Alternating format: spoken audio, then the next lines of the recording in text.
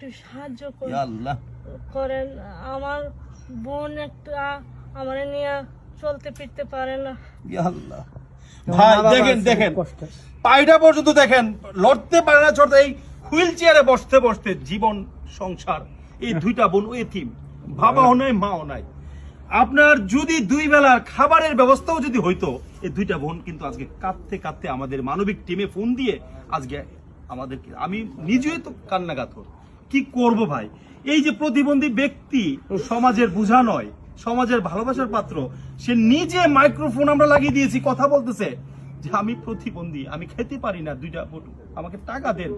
ভাই কত টাকা কতভাবে আমরা রেস্টুরেন্ট বলেন অন্য অন্য জায়গায় আমরা ব্যয় করি, আজকে কিছুটা অংশ আপনাদের পকেট থেকে এই প্রতিবন্ধী ব্যক্তির সম্মানজনক তার বিকাশ নাম্বারে দয়া করে আপনারা সেন্ড করবেন।